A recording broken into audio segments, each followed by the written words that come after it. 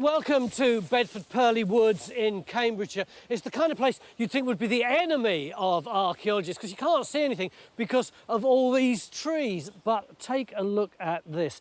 This stunning aerial picture was taken by firing lasers between the trees. It shows all the lumps and bumps. And you see this thing here? Could that be a building and another one there and there and there and there? So is this some kind of complex? Well, back in the 1800s, an antiquarian noted the remains of some Roman buildings in this wood and apparently some Roman statues nearby. So could this high-tech picture be showing us those remains and a lot more besides? Maybe some kind of extensive Roman settlement?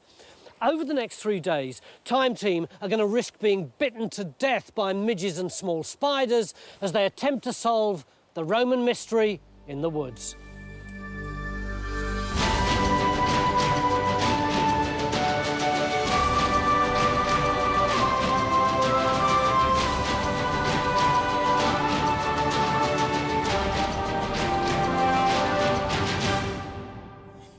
Bedford Purlieus Wood is in the Nene Valley in Cambridgeshire, about 15 miles from Peterborough. 1800 years ago, this was one of the wealthiest areas of Roman Britain, and our site would have been on the outskirts of Dura Breve, the main trading centre in the region. But while most Roman sites around here have been damaged by modern ploughing, it looks like whatever's hidden in these woods could be really well preserved. Our challenge is simple enough. What were the Romans doing here? But thanks to the trees, finding out isn't going to be that easy. It's a nightmare for geophys. As you can see, we've trimmed a lot of the open areas, but we can't trim them all because the other problem is this is a national nature reserve and there's lots of protected plants here. John, you having a good day? Wonderful.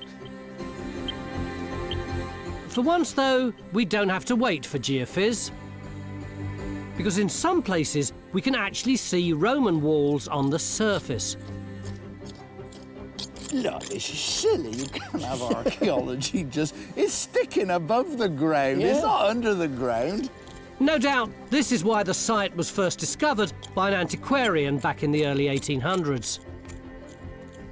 And it's because the remains are close to the surface that they've also shown up so well on this LiDAR picture. The colours, by the way, represent height, with green marking the low ground and white the highest. And we know that some of these buildings are Roman because a few test pits have been dug. But not enough to work out what was actually going on here, so we're opening these 2 trenches to try and solve the mystery.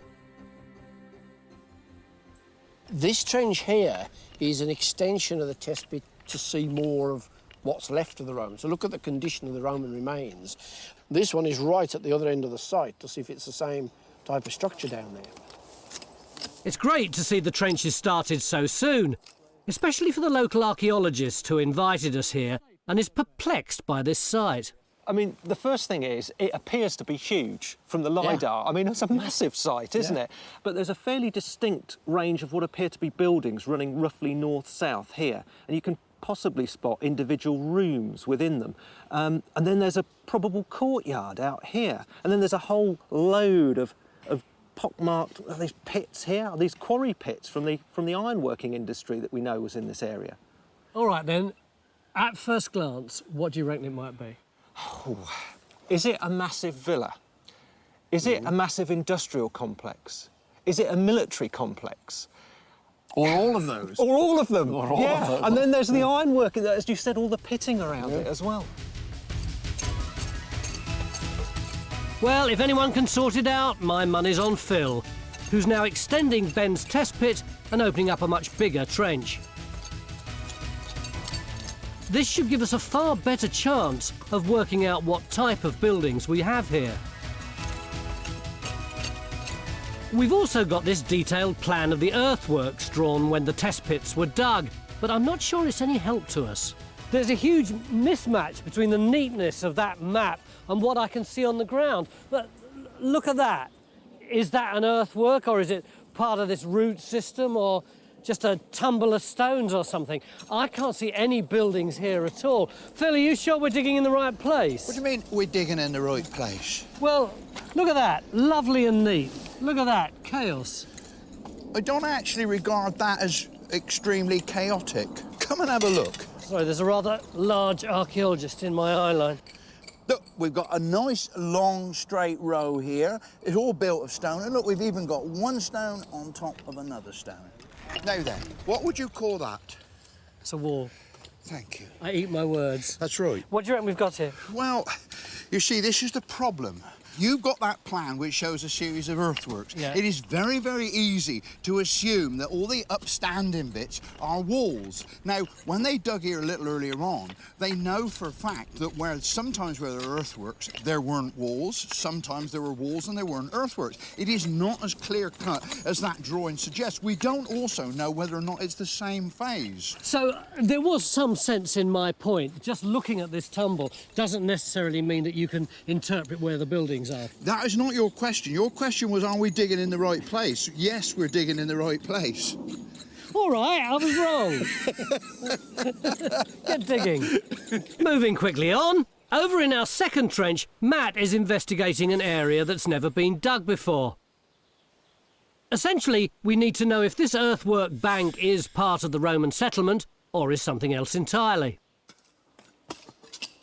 I think we've actually got a stone wall coming here. You can see there seems to be a face there. Yeah. I haven't quite got the other side, but I imagine that it pretty much stops at this side just here. Right. Yep, and it follows the bank. That's good.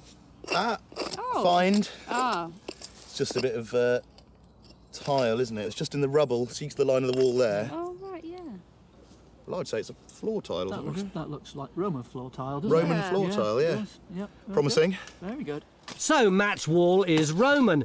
And I have to say, it does look suspiciously like it belongs to the same range of structures that Phil's digging some 80 metres away. The guys have gone off for a tea break now, but I've got to admit, Phil was right. Have a look at this wall. So crisp, so well made, so well defined. It just goes on in that direction and maybe in that direction too. And all the archaeology is just below the surface. Who knows what we'll find? Mind you, the way Phil's going won't be long before we find out. I just have to be very careful how I ask him questions in future. Things I have to put up with.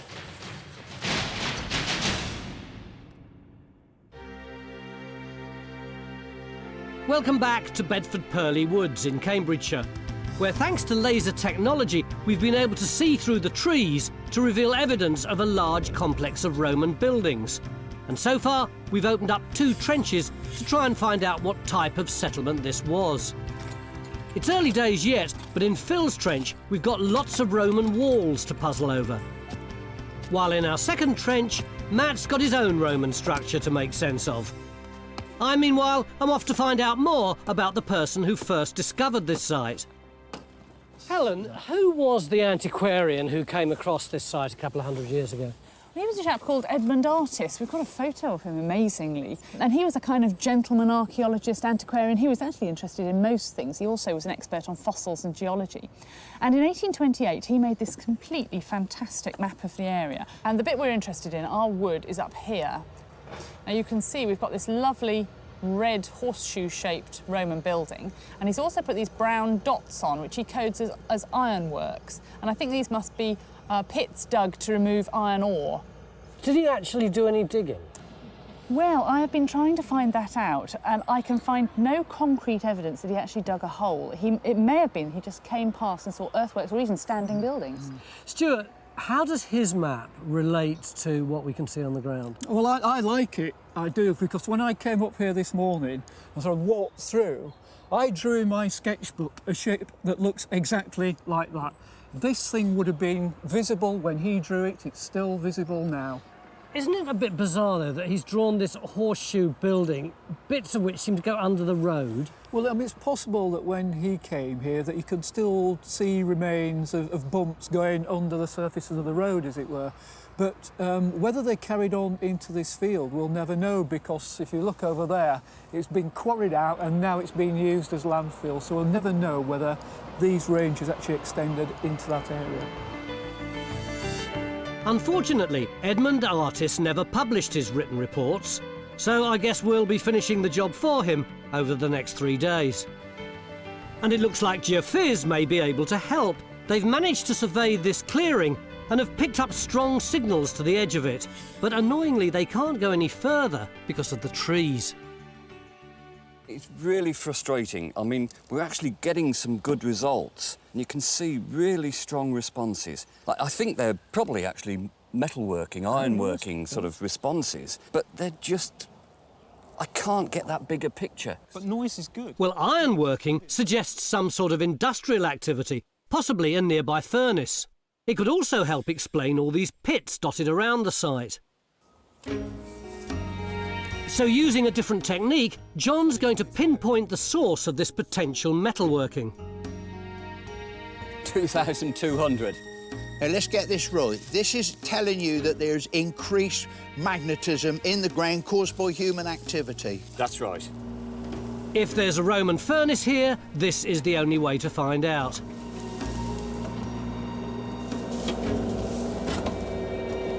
That's barbed wire, is that your anomaly? Hold on here.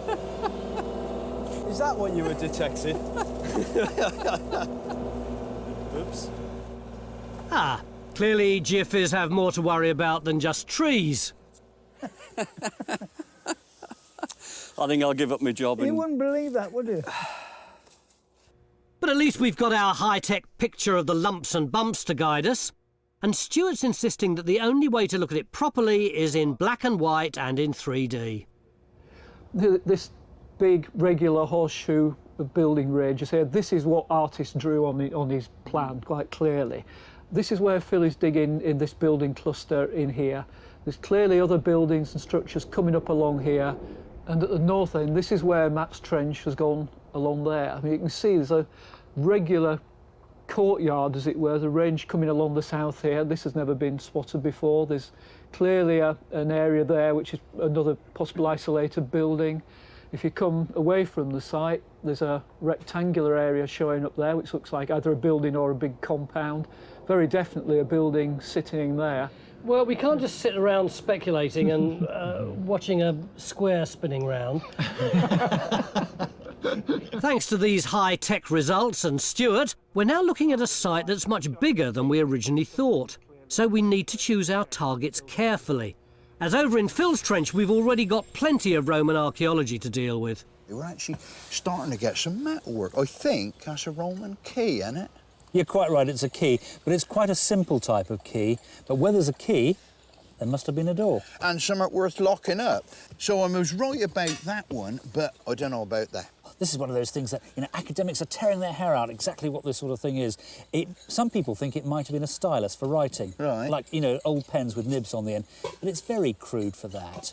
The other possibility is that it goes on a piece of dowel for shoveling along an animal, poking along a sheep to get it moving. As well as bizarre sheep handling devices, there's also more building evidence. That's part of the flooring. That's a huge, great floor tile. It's much too thick to be a hypercourse tile or a wall tile. It's probably a much bigger piece like that. There's still lots of rubble to remove, but already Phil's discovered the walls survive to some depth, and in places are built with fragments of stone and tile, creating a herringbone pattern. At the bottom, you can see the... 80 metres away in our second trench, Matt's finding that the walls he's unearthed are built in exactly the same way. There's quite a few bits of floor tile out of there. Oh, right. But I think these were actually built into the wall and formed a part of the structure. Right, because you get layers of tile in Roman walls. Yeah. That rather suggests it is a building, I think. Yeah. And there's been a few bits of pottery as well. Oh, that's good, because there's very little from elsewhere. So what have you got? The local wares? Yeah, that's Roman Nene Valley. Yeah. That's rather good. And we've also had a bit of iron ore as well. Ah, no, that's good, because we've got a metallurgist coming tomorrow, so Right. he can have a look at that. Yeah. But as we approach the end of the day, there's another intriguing aspect of this site that's got everyone talking. And it's that Edmund Artis recorded these two statues being found in the woods here in 1845. However, Guy's a bit doubtful. He's not sure they're actually Roman. I'm always a little bit suspicious about very classical types of sculpture like that being found in this country. Guy, you sceptic. Of course these are Roman. They were made of Barnack ragstone, which wouldn't have been used in the medieval period or after the medieval period for this type of statue. Plus, other ones have been found in this area as well, at Sibson, just down the road. But it's precisely because they are so unusual in this country that makes it very difficult for us to put them in automatically into a context and say, oh, we definitely know what that would have been from. We can put them into a bit of a context, though, because we've got the other things that were found with them. We've got the pot with the bones in it, and we've got a couple of other accessory vessels, so we're pretty sure that it's some kind of funerary monument, aren't we? I think the most likely thing is a tomb or a mausoleum, and the crucial thing is that they're both so similar. In spite of any misgivings, Victor's had a bash at picturing how the statues looked complete. They were probably meant to represent charioteers and might have been part of a roadside tomb built for a wealthy landowner. Your point is that it would be really rare because you don't get much Roman statuary in England, right? There might have been a lot more. It's just that very little survives. But more could still be surviving in the woods, presumably. That is quite conceivable, given the fact that this building seems to have been allowed to fall down in its own right, rather than be demolished and cleared. Well, it's not often you hear talk of possible Roman statues at the end of day one. And given the preservation here, who knows what we might turn up in these woods tomorrow. Day two here in what looks like being a pretty wet Bedford Purlieus Woods, where we're investigating some Roman buildings which have been hidden here for the best part of 2,000 years. Mick, you love these woods, don't you? I do, yeah. When I started out in archaeology, we used to think that the woodland was the bit left over beyond the settlements and the fields. Yeah. You know, they were just bits that people hadn't got to yet to clear them. And actually, it was only when a lot more work was done that we realised they were part of the picture. People in earlier times, of course, needed woods much more than today. All the constructional timber came from them, the firewood, wood for charcoal, because that was the main fuel for metalworking and stuff like that. So they were a very important part of the economy. Morning, Stu! He's on the prowl as usual. Yeah, I hope he's going to find me one of these pits that we can have a look at. This woodland dates back to at least the 11th century, and it's protected the 2nd to 4th century Roman settlement that's been hidden here by the trees. Incredibly, this laser scan has revealed the stone structures spread across this area, and in Phil's Trench, we're slowly starting to make sense of a collapsed building that could help us work out what was going on here in Roman times. It's gone. I mean, you had a big stone in here, didn't you? Yeah. Now that's come away, you can see there's a nice, clean, clear cut edge there. So it looks like there never was a wall in there. No. So we've got a doorway. Very nice. To help us understand this long range of buildings, we've overlaid this more detailed earthwork plan. And we're now opening up another trench here. Stuart pointed out there's something very different going on here. I think what we need to do is get into the interior. What's going on inside that area? What we really need actually is a Faye? pen. You got a problem? Well, not really a problem so much as we've got a load of rubble coming up again, just like Phil's trench, and what I need to know is whether I can get the machine in, take this down further, or whether you want us to do it by hand. Well, I think your problem is the root, isn't it? This is a national nature reserve, and we've agreed that we won't cut any roots more than 1 centimetre thick. Good news for the trees, bad news for Faye. So we can take out all the little rubbish, but just leave the one. Little rubbish. All this stuff that's vital for the growth of the tree. But Faye's going to have to dig it by hand. Am I digging underneath this big root then, Well, basically? you have to. Well, that's going to be interesting, isn't and it? you'll have to do it by hand, I think. Meanwhile, Matt's trench has done its job. It's shown that the Roman buildings extend along here and are all part of one settlement. So we're closing it down and packing Matt off to investigate this large earthwork. It appears to be a building that stands alone, which might mean it's important. But again, gardening comes before archaeology. Do you want to save the buddleia, Hugh? No, we don't. The buddleia is a species here we're trying to control by cutting and removing it, so we're quite happy if you cut some of that. But only a few metres away from here, there is deadly nightshade, which is a species what you want to conserve here. It's really important we don't damage those plants. So is it all right if we put a trench in here, provided we don't put the spoil over where the deadly nightshade is? Yes, that's fine, yes. Well, that's perfect, because we're right on this sort of mound, this sort of tell-like platform that looks like a building. Yeah, I mean, presumably it might be well preserved if it's a big mound like this, mightn't it? Yeah, and right here, I mean, there's tile just under the surface, so it looks like a good place to start. So, as Matt gets his new trench started, I'm wondering if all the walls and tiles we're discovering means our mystery settlement is a Roman villa, exactly as Edmund Artis predicted back in 1828. So this is an original copy of the artist's book that I've been looking at photocopies of. That's right, yeah, it's an original copy. And Artis certainly knew Roman. This massive villa was dug by him at nearby Castor. The artist talks about Castor as a major villa, where he looks at Bedford Purlieus as a second-order villa. And that's a bit confusing, really. And I think probably the answer is that Castor is such an enormous site, and by comparison, what he saw of the Roman remains at Bedford Purlieus was not unimportant, but lesser when compared with the villa at Castor. But in spite of Artis's description of a villa here, there may be a chance he got it wrong. I'm in two minds, actually. It looks as if it could be a standard Roman villa, but the plan is suspicious, and I suspect the linking with ironworking is very intriguing. John's persisted in his search for evidence of metalworking. He's been using the Mag-Sus. That's a magnetic susceptibility machine to you and me. And he now reckons he's getting very strong signals over here on the western edge of the site. I've agreed to meet Mick out there, and I shouldn't get lost if I just follow the signs. 2 men and 2 signs. Oh, yeah, don't take a notice of the signs. I wanted you to see this test pit here. A couple of years ago, we had a little test pit here. It's been fertiled around by animals now, but you can see there's a bit of walling here. But very importantly, this produced a couple of bits of slag. It doesn't look much, but slag is a byproduct of making iron, and it could mean we've got a Roman iron smelting furnace nearby. There's a big enclosure around here. I mean, it's probably too big for a building, Ben, isn't it? Well, yeah, I mean, unless it's a very big old barn or something like that. It's certainly very large. Yeah. John, have you managed to cover most of this? Well, we've done half the survey so far, and what's really interesting, here, to just show you the results. Look, the test pit is down here, and that's where you've got a bit of walling.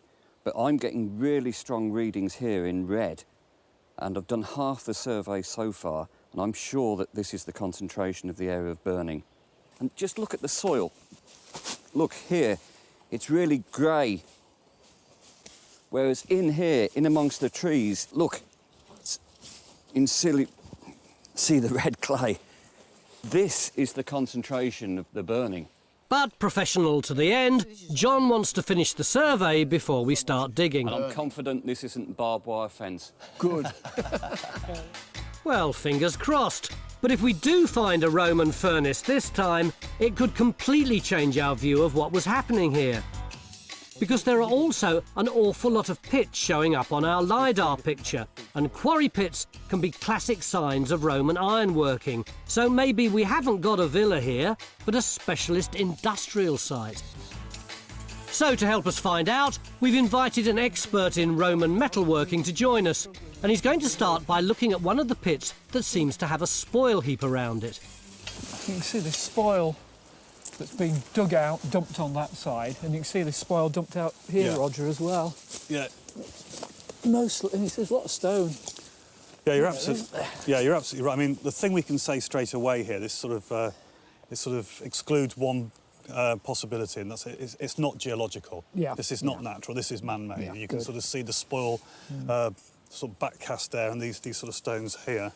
And this is the waste material they didn't want as well, isn't it? Well, that's the problem with mining archaeology. Unlike most archaeology, where people tend to sort of deposit stuff on top of each other, in mines, you're taking stuff away. But what we hope is that we can sort of find small amounts of what they did. Can you leave tell behind. from this what they... Well, you can see here, I mean, if you look at this, and the orangey colour tells us there's a little bit of iron in there, but not enough to be worth smelting. Right. This is some stuff we found down the road, just in a cutting, and you can see, feel the difference in weight. Look at the colours. I mean, I could spot that as iron straight away. Exactly. It's very different to that, isn't it? This will occur in bands underneath this and stuff, so you've got to get this overburden off. You've got to get through this potentially to get like that, have you? Exactly, right. yeah.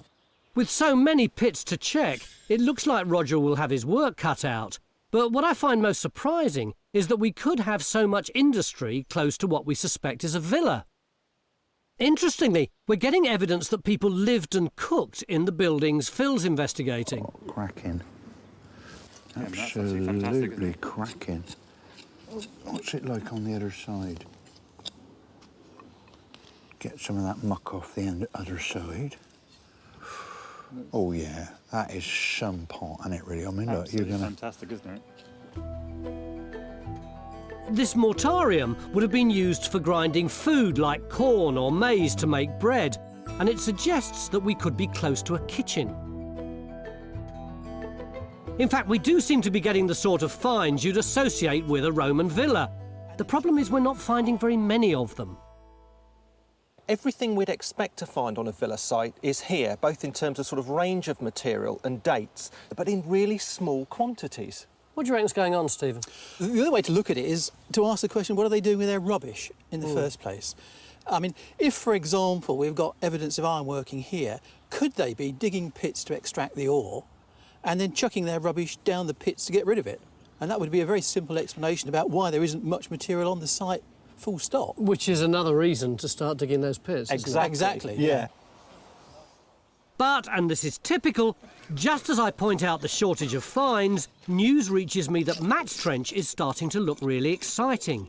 He's finding huge quantities of stuff, and it's all much posher than we've seen anywhere else. Look at all this. Brick and loads of tile. It's fantastic, Mick. This is hypercaust heating flue tile, look, with the marks on it where the plaster sticks on. You've also got lots of roofing material. These are the clay tiles off the roof, one like that, and then a curved one over like that. So, you know, it's all looking much more like a sort of high-status building than we thought. Is that painted plaster? Yeah, you've actually got stuff with patterns on it, look, and red patches, and there's even more coming out where Matt is. You've got more of it there, haven't you? There's actually a piece there in the top of this rubble layer with a black painted line across the top. You've got the trench of the day, without any doubt, haven't you? It's coming up with the goods, isn't it? So it looks like we could have found the first evidence of a fancy villa here in Matt's trench. But it's clearly something very different to the much coarser buildings that Phil's digging. It would seem life was better for some here than for others. Well, we're starting to see a different sort of character zones in this complex. You know, we're starting to get a sense of the different activities that went on, the different sort of lifestyles, even in one great complex. So what's the lifestyle here? The lifestyle here is obviously not quite as good as the lifestyle just over there. They had heating over there and painted walls, and they don't have it here. So servants' quarters, maybe little sort of compounds, little workshops, something like that. We're still getting to grips with that aspect of it. But if there are workshops here, could they be connected with ironworking? Well, there's some tantalising evidence in Faye's trench that suggests they could be. We could be thinking about, we've got industrial activity here. You know, it's either some furnace or some oven or something like that, a kiln or something. That's why we put the trench here. We wanted to know what was going on the inside of the building, and you've nailed it. You've got something that's giving us activity inside the building. What on earth is that then, Anthony? I have no idea. I've been trying to unravel it for the last 10 minutes. But as the end of the day draws near, it looks like it's Phil's trench that's turned up the most intriguing find so far. Has that been worn by a rope round the top? No, I don't think so. Is it a very weathered piece of a statue? Is that an arm going? Ah, well, there you go, you see. I mean, it does make you look. Wonder whether that is some sort of an arm down there, innit? Yeah, I mean... You got something, guys? Like well, we've got a nice piece of what appears to be possibly a bit of carved stone. This? Well, yeah, but what you can't see, Tony, is that round here... Yeah. It does look like an arm. It really does. I wouldn't mind. If it's Roman and it's carved stone, that would be a big one for us, wouldn't it? Yeah. You were the one who was saying, oh, it's very rare to find things like this. It is very rare. But we have our occasional moments. Yeah. Don't you wish at a moment like this we were 19th century antiquarians? You could just tip it out, we'd actually find out what it is. What, rip it out without bothering about the archaeology? Can I point out that thankfully we are not 19th century archaeologists, we are responsible 21st century archaeologists. We want to do this properly. Have you got no sense of tradition? Basically, Phil's telling us to clear off and come back when he's ready to lift this piece of stone, and crucially, when we'll be able to see the other side of what he's uncovered here. Meanwhile, carefully placed in between the ant's nest and the deadly nightshade bushes, Matt's trench is revealing the first glimpse of some sort of posh structure. You can see the mortar there. Yeah, coming up, yeah. Yeah, look, there's the edge of another one there. Yeah, yeah, well, that could be a lead into a flue or something. So this would have formed some kind of floor heating or something like that? Yeah, if it's a hypercourse, yeah, there's sort of pili within the room itself. It begins to look ever more structural. And as the earthwork here is quite high, there's a good chance that this building survives to some depth. Let's see if we can see how big it is. This is... It's there. Ah, there we go. There's the end of it. Yeah. At last. I knew it was down here somewhere. Well, you found it, so keep digging. Yeah, how exciting. But if uncovering posh buildings and heavy industry wasn't enough for this site, we could be finishing day 2 with that rarest of discoveries, a finely sculpted Roman statue. Wait. Oh dear. Well, no, let's have a look. There's this thing here. It just seems very, very strange. And then there's this as well. That just doesn't seem totally natural. Could that just be weathering? I think it probably could. That's the problem, isn't it? The reality is that this stone is as much of an enigma as the rest of the site. Will we sort that out? Will we sort the site out? We'll know tomorrow. Could it be industrial? Could it be a whole...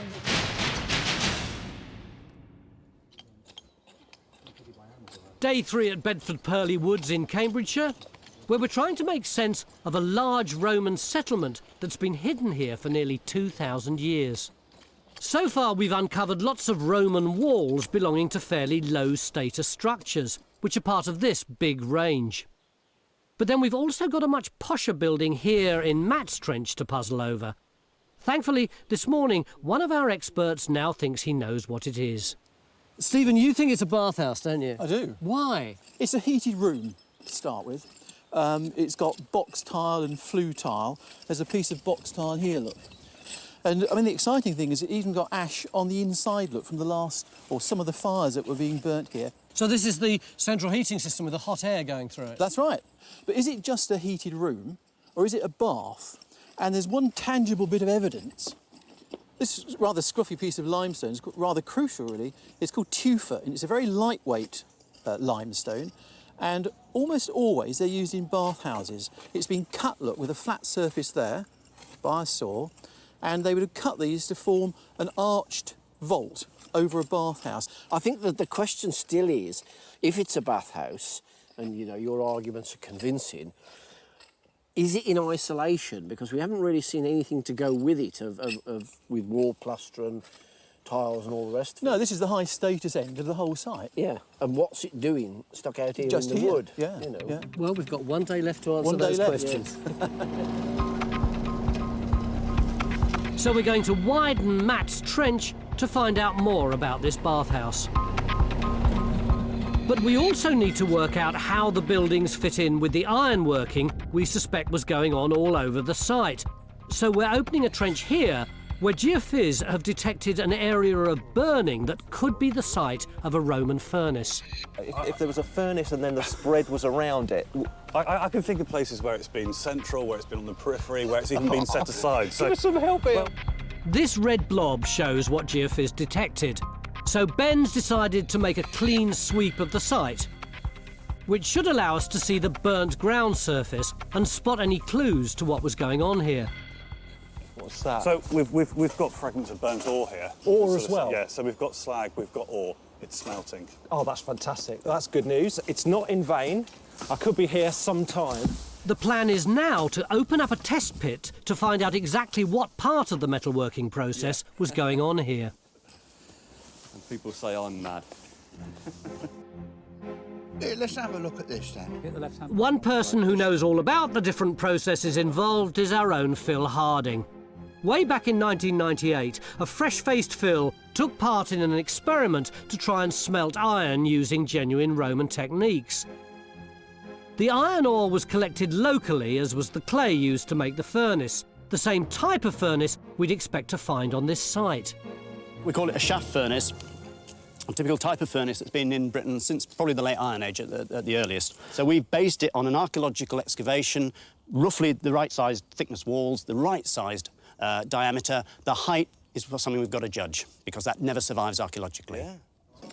They also made a makeshift roasting hearth, again something we might find. This is a process that dries out and cracks open the iron ore, making it easier to extract the iron from the stone. 1, 2, 3, 4. Phil and the smelting team had to get the temperature up to 1,000 degrees. 8, 9, 808. Don't feel like a slave driver. Whoa! There we are. Oh, look at that! No, that's slag. That's slag. Look at it, look at it, look at it coming. Oh, The molten liquid running out is what's known as slag and contains silicon and other impurities that are separated from the iron. It is like a volcano, isn't it? Look at it coming. I'll tell you what, Jake, you work up a thirst on this job. Oh, yeah, we'll sort that out later. Right, Oh, can you I hope so. pull that one out? Yeah. Ah, there we are. Now, that's... Hopefully we've got something I got in it. there. Here he is. There it is. OK. Eventually, Phil got to see the end product, a sponge of malleable iron known as bloom. Oh, that's right. And then we ended up, that's it, we ground it up. 11 years later, and Phil remembers how much work went into making just a small bar of iron. Right, let's have a look at that in the sunshine then. Yeah, find the sunlight, Phil. Yes. That's the boy. Yeah, look at that, you look a mirror, I don't think you look any older, Phil. No, I'm weathering pretty well, really, you know. Our expert in metalworking is now starting to think that iron could be the main reason this settlement's here, because he suspects the raw iron ore from pits like this one is of very high quality. So what's it actually doing? Well, what it's doing now is shining X-rays onto the rock, and the different elements in the rock will sort of reflect those X-rays back. And if we look at the intensity of them, we can say what's there and how much is there. Right, so that's nearly 50% there. Good solid iron, that, it is, isn't it? absolutely. I mean, that's almost pure iron oxide, really. If you look here, Stuart, look, we've got almost 2% manganese. What's significant about manganese? Well, manganese is one of those things which really helps slag form. It helps slag form, it helps it flow. Oh, I see. You see, and iron smelting is not just about making iron. If you can get your slag to flow nicely, it means your furnace keeps working, doesn't get all clogged up. So this is fantastic ore, not just for its iron content, which is very high, but also the other bits and pieces in with it, the other elements in with it. Manganese, fantastic ore to smelt. Having established that the pits with the spoil heap around them are to do with mining for iron ore, we now want to check one of the other shallower pits, which could have been dug for a different purpose. Meanwhile, over at the Posh end of the site, Matt's now extended his trench over the bathhouse and is making quick progress. But ideas are changing. There are several things, actually. I mean, one is that the orientation is wrong. It doesn't look like the plan of a villa that I recognise from elsewhere as a standard courtyard villa. The new theory is that this bathhouse is not part of a Roman villa, but built for a manager or overseer who was looking after the ironworks here. Is it possible that we're looking at some overseer here who's working on behalf of the state? Right. And the state, of course, I think, have a very, very large presence in the building underneath Castor Village. Oh, yes, yes. And it could be some procurator there who is not only superintending Fenland estates, but ironworking estates as well. Yeah, And how far is Castor? Castor's fantastic, because it's only a few miles away that way. And this was also excavated by our antiquarian. Artist spent many years excavating at Castor, where he found enormous building complexes underneath the modern village. It's a good idea. Our site, controlled from Castor, could have been one of several iron production centres situated on the outskirts of Dura-Brive, the main trading centre in the region. Ermine Street, the M1 of its day, literally ran through the town, and with the River Nene close by, iron could have been dispatched by road or river to almost anywhere in Roman Britain.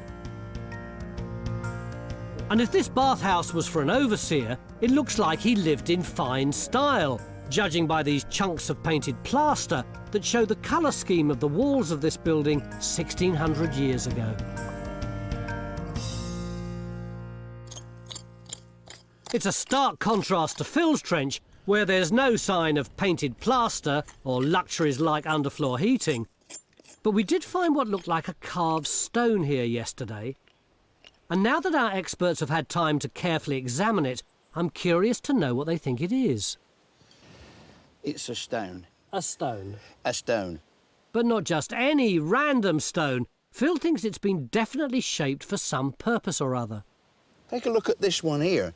Now that was found just outside in the angle of the walls there. Yeah. Look how that ordinary stone has been used as a whetstone to sharpen tools. And it just goes to show that every stone you find on a site like this, you have to look at it, think about it to make sure it's not an artefact. Thanks, I think that's a very good lesson to learn from someone who was sure that was a statue last night. It looked very good at the time. But at least Phil's trench and Faye's trench put in here have given us lots of useful detail about the actual buildings in this range. Basically, we've got a collapsed building. It's very colourful, isn't it? It's great, isn't it? You can just see where you are there. You've got these collapsed stone, this stone wall, and beneath it, we've got this tile layer, which is our roof. Yeah. And then here, we've got more of this kind of collapsed roof building material. It's very black, isn't it? It is. I mean, this building's been burnt down. Right. Although there's a lot more to learn about this range, we now have some idea what these buildings looked like. This is a reconstruction of the area where Phil was digging, which we now know was a series of rooms based around a courtyard. We think these were workshops or living accommodation for the people who worked here, a workforce probably of slaves, which would explain why we didn't find any coins or items of real value here. The question now is, have we discovered the main iron smelting area up here on the slightly higher ground? Time's ticking away, and Mick has called me urgently from over here somewhere because he desperately needs Roger, our man with the suitcase. What's the problem, Mick? We've got some material down here that we're not quite sure what it is, and we need you to look at it, Rog, and tell us, because we think it might be bloomery stuff, in which case, you know, we're in a furnace, but it may not be, maybe just slag. What can you see there? Well, when you feel it, it's very, very dense. Yeah, it is, certainly is, yeah. It's also quite porous. It doesn't look like slag. I mean, could it be the bloom? It's either that or roasted ore. Let's have a look, see what you've got. Now, this is what I call a real expert. Someone who'll look at a lump of crud like this and tell you what it is. I would be thinking more towards roasting hearth, having looked at that. So that means you can really take all that out then, doesn't it? So we can get on? Good. Yeah. That's pretty efficient. You didn't even use your suitcase. I didn't even need the suitcase. There you go. We'll keep digging to make sure, but it looks like what we've found is remains of where they've been roasting the ore like this to prepare it for smelting, and the actual furnace won't have been far away. It's a great result. We now know this enclosure is a Roman iron smelting area, and we can now identify what looks to be another similar enclosure just here.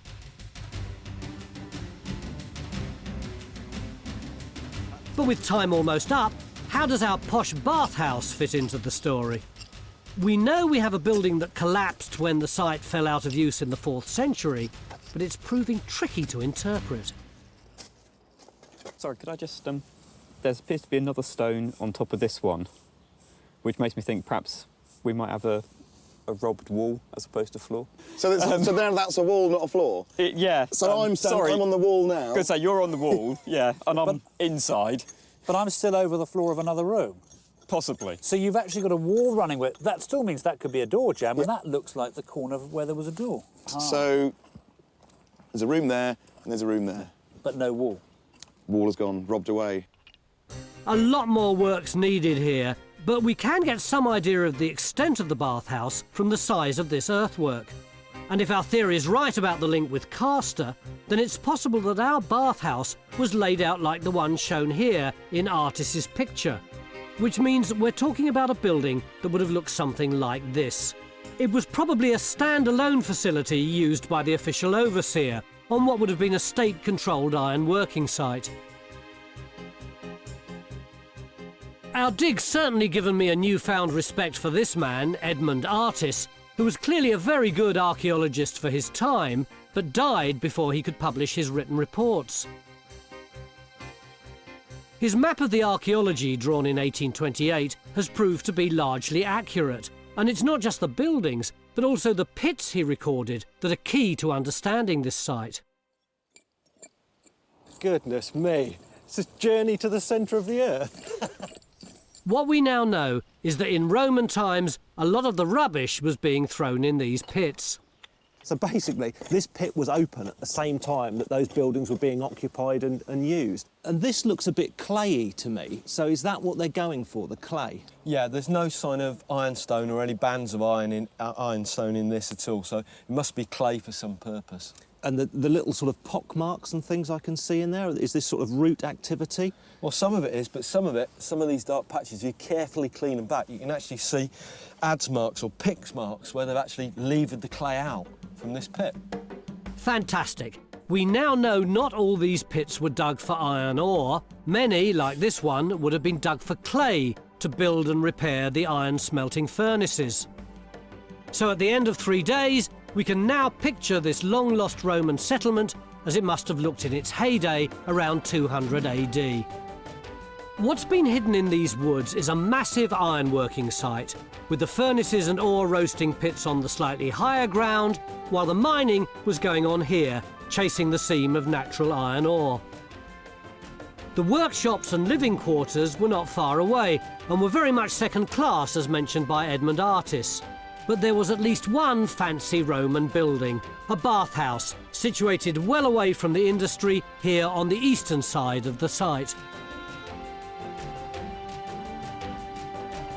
But our story's not quite over, because for the next few hours our archaeologists will be measuring, recording, taking photographs, and eventually they'll write a proper archaeological report on this site, which is really rather nice because we'll be finishing the job that Edmund Artis, for whatever reason, didn't complete himself.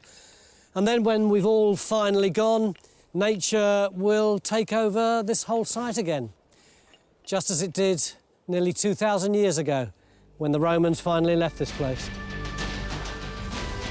To ensure you catch all the latest updates, please do subscribe to this channel, follow us on social media, and sign up to our newsletter, and join us on Patreon.